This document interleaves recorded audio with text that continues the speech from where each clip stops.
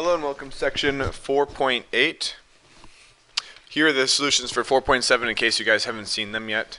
Depending on the year, I sometimes do 4.8 before the quiz, and sometimes I'll do it before the test. Sometimes I'll do it after the test.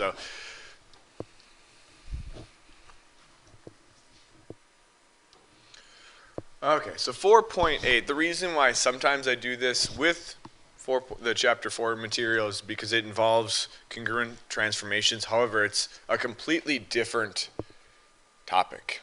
So we're going to talk about different types of transformations that hold congruency, meaning if I take a figure, just to give you guys a quick idea, and I slide this figure to a new spot, so I move it, let's say, down and over, it keeps the triangle or the figure congruent to the original one. So that's what I'm kind of referring to. The other thing you can do is you could say reflect it, you could flip it over, and it's going to stay congruent. So that's kind of the idea of what a congruence transformation is.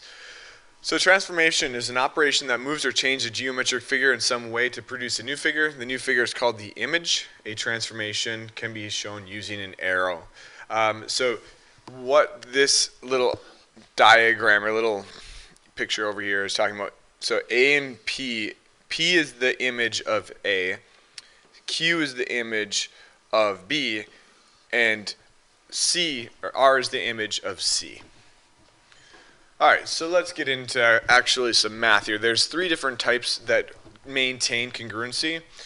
There's one that doesn't, and I'll talk about that later on, but we have a translation moves the object in the same distance or in a direction. So this would be an example of a translation. It's called a slide.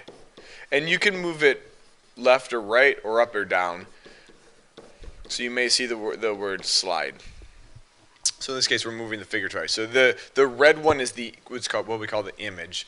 And then we have a reflection. This is a flip.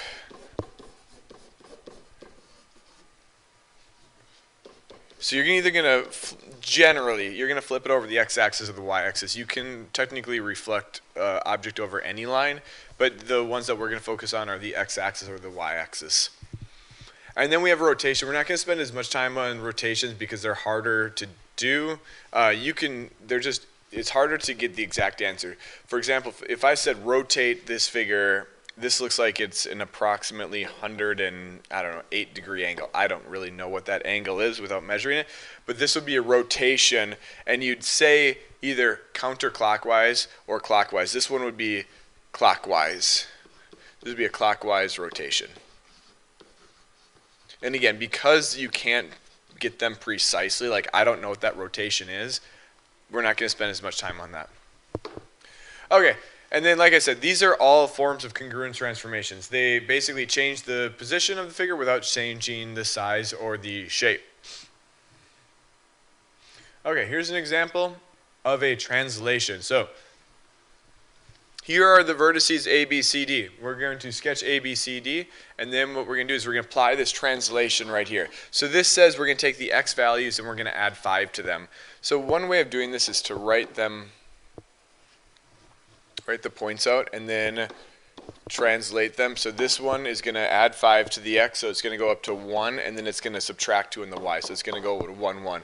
And then negative 2, 4 is going to go to 3, 2, and then so you could do that. That's one way of doing it. I'm going to show you the other way. So I'm going to plot negative 4, 3, and then negative 2, 4, negative 1, 1, and negative 3, 1.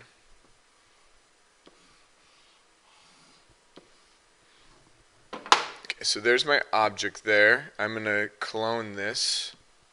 Okay, so then what I'm going to do is I'm going to go to the right 5 on the x, 1, 2, 3, 4, 5, and then go down 2 on the y. So this is the translating right 5, down 2. And you can see here 3, 2. 3, 2 is right there. That's the image point. And then 1, 1 is that point right there. So all of these points are going to show up. So you can either do it this way or you can do the graphing method by just moving it however many units. And here's the notation for that. This is right here. There's your translation notation.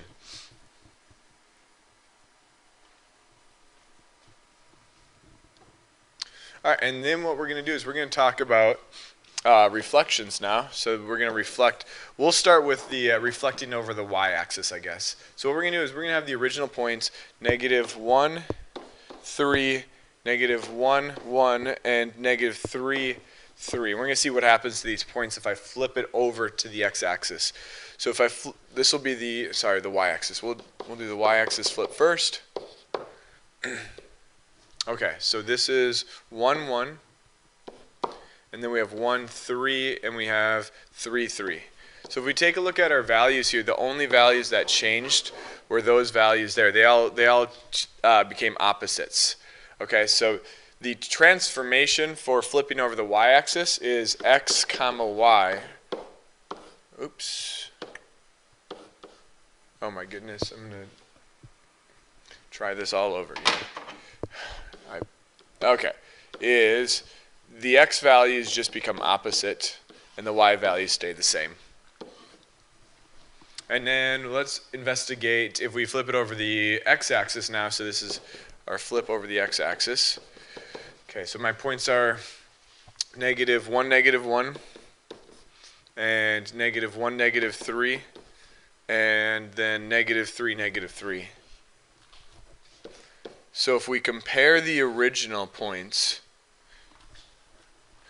to the image points, the only thing that changed for this one here, this is a negative sign by the way, is that the y values all became negative. Okay, so that translation would look like this here. xy goes to x comma -y. So if you want to flip your values over the x-axis, you're going to just take all the y values and make them negative. And here you go.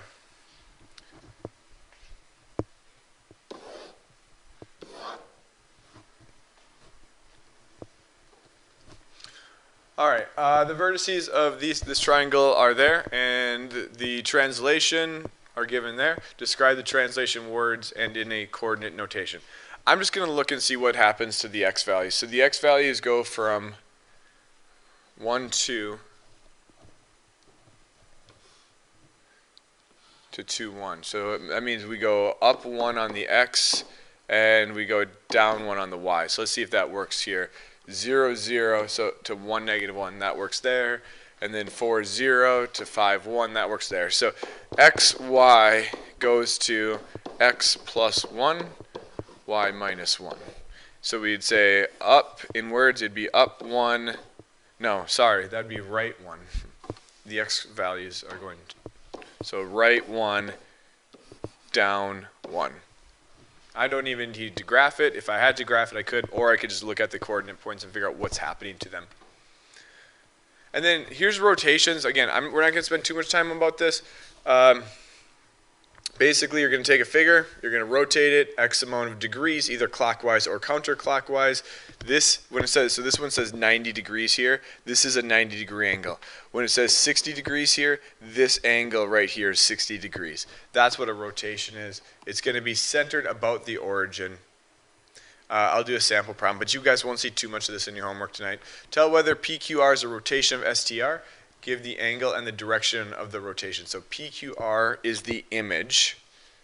So here's our image right here, and here's the original one right here. So if I swing that one around that way, it's going to land right on top. So that'd be yes. And you could either say 180 degrees clockwise, or you could say 180 degrees counterclockwise, because either way you go, it's gonna get you there. So either of those are actually correct. So you may have said, well, what could this one here, could it be 270 degrees counterclockwise? You could say that. It's a large angle, but you could technically say that. All right, and then here's your assignment. 41, this is a chess problem. If you like chess, that's kind of a neat problem to take a look at. Thank you guys for tuning into 4.8. See you in class. I forgot to talk about the problem, or the transformation that does not hold congruency. It's called a dilation. And a dilation is basically where you take we've talked about this in class a little bit. You take your object and then you make it bigger. You enlarge it, or you make it smaller. They're the same shape. This is another type of transformation. So dilation doesn't hold congruency, or doesn't keep congruent.